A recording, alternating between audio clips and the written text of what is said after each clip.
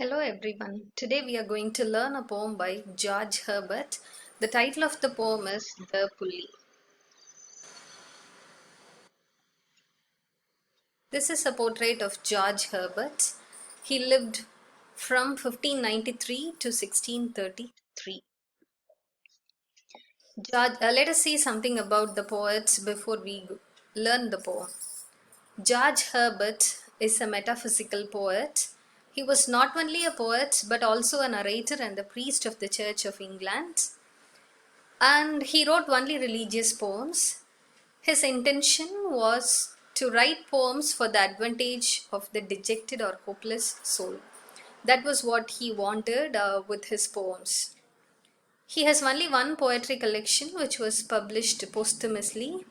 The title is The Temple, Sacred Poems and Private Ejaculations. It was published in 1633. George Herbert was one among the metaphysical poets. The other poets are John Donne, George Herbert, Henry Wagam, and Andrew Marvell. George Herbert was fortunate to have John Donne as his godfather, and John Donne was the one who inspired him to become a poet and also to serve in the Church of England.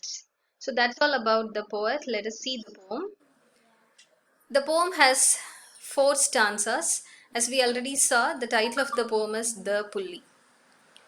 When God at first made man, having a glass of blessings standing by, let us, said he, pour on him all we can.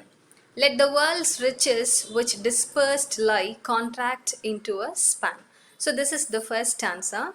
We can imagine God standing near a glass which is filled with blessings. So, the poet takes us to the beginning of creation, where God created the world and also his creature, human being. So, after creating man, God had a glass of blessings near him, and he said, let us pour all that we can, all the blessings that are in the world on man. That is what he wanted to do. So for that he said, let all the riches in the world come and fill the cup. So that's the first stanza. The second stanza. So strength first made a way, then beauty flowed, then wisdom, honor, pleasure. When almost all was out, God made a stay, perceiving that alone of all his treasure rest in the bottom lay. So, the first blessing that God gave to man was strength. He knew very well that man needed strength to survive in this world. So, after that, he gave him beauty, wisdom, honor, and also pleasure. And almost he has given all his blessings now, but then he made a stay. He stopped. He understood that there was only one treasure that was lying at the bottom, that was rest. We'll see the next stanza. For if I should, said he, bestow this jewel also on my creature, he would adore my gifts instead of me and rest in nature, not the God of nature, so both should losers be. So here the poet says, God made a stop and he said there is only one blessing remaining, that is rest, and God calls it a jewel. And he feels that if he gives this blessing also to man, then both will become losers. Both God and man will become losers. And he also reasons out and says, because if God gives rest to man, then man will start adoring the gifts given by God and will forget God and will start enjoying nature, forgetting the creator of nature. And he says that's a loss for both man and God. Here he talks about the relationship between God and man.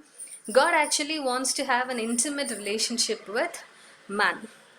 So, if rest is given, God feels that he will lose that intimacy, and for man, the loss is he will feel a kind of a spiritual vacuum inside him, or he will lose his spiritual joy. So God doesn't want man and God to be losers. That's the reason why He doesn't shower rest on man. So last stanza says, "Yet let him keep the rest, but keep them with repining restlessness. Let him be rich and weary, that at least, if goodness lead him not, yet weariness may toss him to my breast." So God says, okay, let him keep all the other blessings. I'm not going to take anything that I have already given him. Let him be rich, but let him also be weary because of this lack of rest.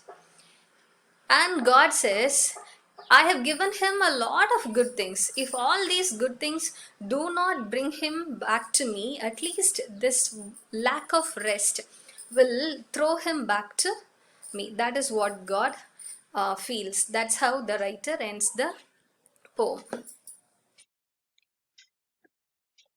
So this is a pulley. You would have already seen this somewhere, maybe in villages. The speciality about the pulley is that only if you pull one side down, the other side will come up. And here, this pulley is the prime conceit or metaphysical conceit in the poem, because the writer uses a device from engineering to talk about the relationship between man and God. So that's all about the poem, and that's the significance of the title. And if you see in the New Testament, when Jesus came to earth, he quotes this verse: "Come to me, all who are weary and burdened, and I will give you rest." So this is what Jesus says in the New Testament. So, what was not given by God in the Old Testament is assured by Jesus to all those who go to Him. If anybody feels weary or burdened, if they go to Jesus, the rest which was denied at the beginning of creation will be given to man. Rest also signifies the eternal kingdom, that is heaven. So we'll quickly recall what we have already learned. This poem is about man's relationship with God. Pulley is the prime conceit in the poem, where the writer uses an image from engineering to talk about a truth of theology. That is, this is actually metaphysical conceit. And it also has a rhyme scheme. In all the four stanzas, you can see this rhyme scheme: A, B, A, B, A.